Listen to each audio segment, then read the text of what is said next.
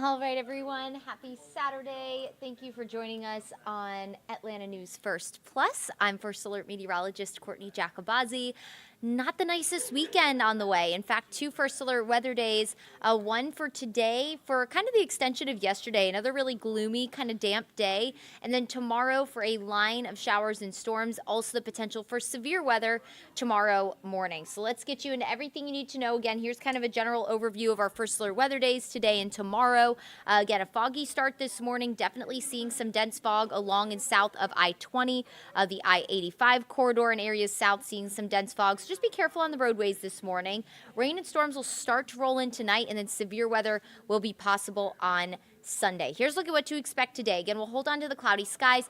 Temperature's not going to budge all that much. A lot of us will end up in the low 50s this afternoon, very similar to yesterday. City of Atlanta in the mid 50s. And notice by 9 o'clock, our temperatures are actually starting to warm. That's a sign that our wedge is breaking and a warm front is taking over. That's going to destabilize our atmosphere, opening up that opportunity for severe weather. And we will also watch for the chance for a few showers this evening. Not necessarily a lot of rumbles of thunder tonight. Taking you into tomorrow morning, around 3, 4 o'clock, we'll have a line of showers and thunderstorms develop. Along this line of showers and storms, heavy rain, maybe some damaging straight line winds. Look at temperatures. Again, at this point, we're warmer tomorrow morning. They'll warm through the overnight. At this point, we'll open up our window of opportunity for severe weather. So around 4 o'clock in far west Georgia, and then that line of showers and storms pushes into west metro around 6 o'clock, but still heavy rain. Thunderstorm activity ongoing from Rome down to Carrollton, extending into Ellijay, knocking on the door of Canton and Noonan. And then between about 7, 8 o'clock, that line of showers and thunderstorms with potential for damaging straight line winds. Not only that, but maybe an isolated tornado or two. If you could see kind of some of those dots developing, those red dots within that line, that's an indication that maybe we could have some supercells develop. And what happens with those is they're kind of very small, standalone cells within the larger line, and they can take advantage of what we call wind shear. That's that change of wind direction and speed with height that ultimately results in that tornado threat. So that's what we'll be watching tomorrow morning. Line of showers and storms moves through downtown Atlanta between 7 and 8 o'clock, then pushes into East Georgia from Gainesville to Athens to Covington to Eatonton between about 9 and 11.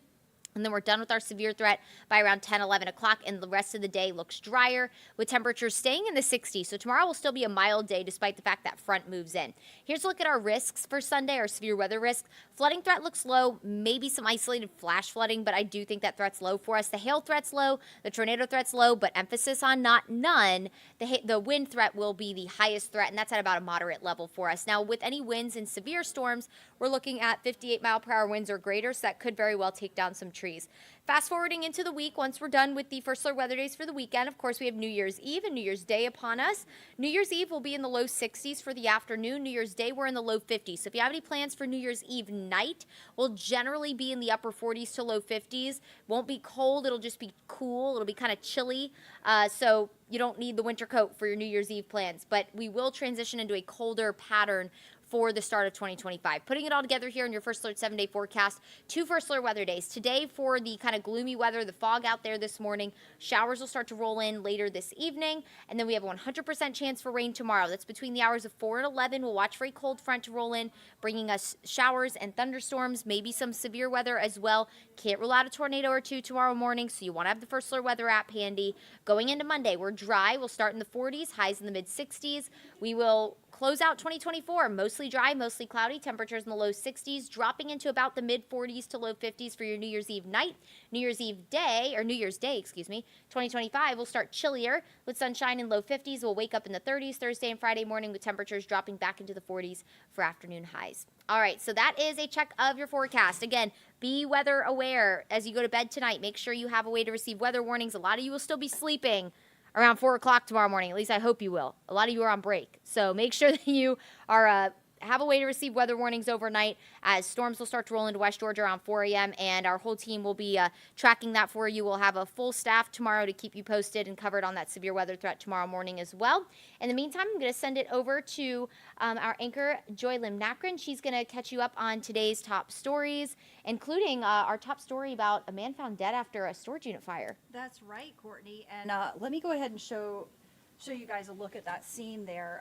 This is the scene that is being investigated right now, and pardon me, just getting these graphics going while we show you this video of what happened. But So this investigation is happening in Riverdale, and this is where officials say that one man was found dead.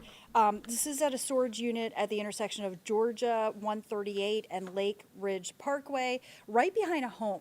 What we do know is that the person who was killed was not actually a resident of that home. That victim has not yet been identified. Still a mystery exactly what happened, how this happened, but of course we're going to bring you all the latest developments as soon as we learn more.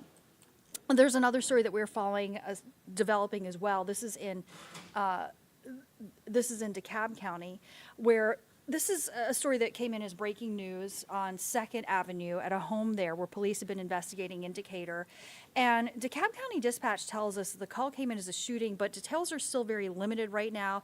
We're going to keep following the latest on this story. We're going to pass along any new updates as we get them. But again, it started as a shooting investigation.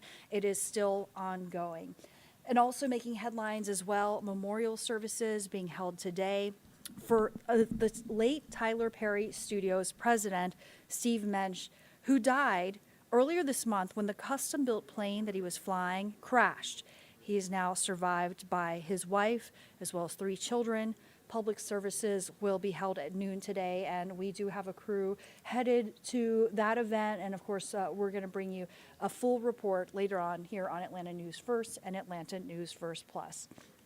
Now, also for travelers, a very, very busy time. In fact, a lot of you about to be caught in one of the busiest holiday travel weekends ever. The roads are going to be packed. And the storms that, Courtney was talking about already threatening flights at Atlanta's airport as well. Atlanta News First Madeline Montgomery has when you should leave if you are heading out today.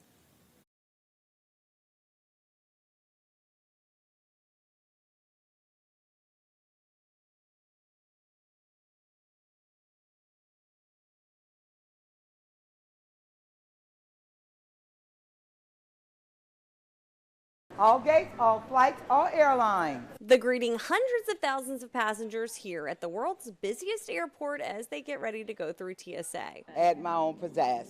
Anything to put a smile on their face. A smile isn't always what passengers come in with during one of the busiest travel weekends of the year. Crowded, but it's Atlanta, so. Atlanta Airport has a customer experience department to change that perception, especially on days like today when there are hundreds of delays on top of record-breaking numbers. Airport officials anticipating 4 million people passing through in the 2-week holiday period of Christmas, Hanukkah, Kwanzaa, and New Year. There's entertainment, decorations, and shopping guides for passengers spending unexpected extra time here. If you got layovers or you got delays, we are here to make that as pleasant as possible for you. Everybody's been super nice, pretty straightforward. We just dropped off our bags. Come fly with me, let's fly away. But not everyone is flying. AAA is reporting over 3 million Georgians are going to be taking to the roadways. They say this weekend it's best to drive before 11 in the morning, with traffic at its worst from 1:30 p.m. to 7 p.m. and Sunday from noon to 6 p.m. Madeline Montgomery, Atlanta News First.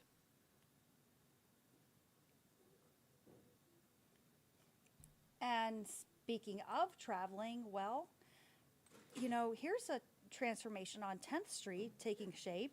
These brand new bike barriers were just installed right in front of the city's crown jewel, Piedmont Park. As Atlanta News First Blake Devine reports, the goal is to make this stretch of street a whole lot safer. On the streets surrounding Piedmont Park, it's always buzzing with bikers, runners, and scooters, along with countless cars rolling by. It's extremely busy. There's like no room. Bikes, scooters everywhere, bikes, people walking. Kevin Randolph regularly rolls around this area. Friday night, he was happy to see these brand new barriers built along 10th Street. I would feel extremely comfortable because you never know out here. People zip over the park and let people out, and then people are maybe inebriated or something, so you just never know what you're dealing with. The city of Atlanta is installing around 300 slabs of this colorful concrete as they'll line up from the Monroe Drive intersection up towards Myrtle Street near the Midtown Rainbow Crosswalk. City of Atlanta, we like our art and stuff, so when you see new art, you get excited. And if you see art that's also safe, excited and safe. Over the years, several serious accidents have happened here, which is why local leaders planned this project to strengthen street safety. a lot safer, and I feel like, I can sort of, be in a group and I won't feel like I'll get run over. This fall, over 250 volunteers help paint these bicycle barriers designed to defend. It sort of goes with the vibe of Atlanta. It's sort of funky, new, young, hip. Blake Devine, Atlanta News First.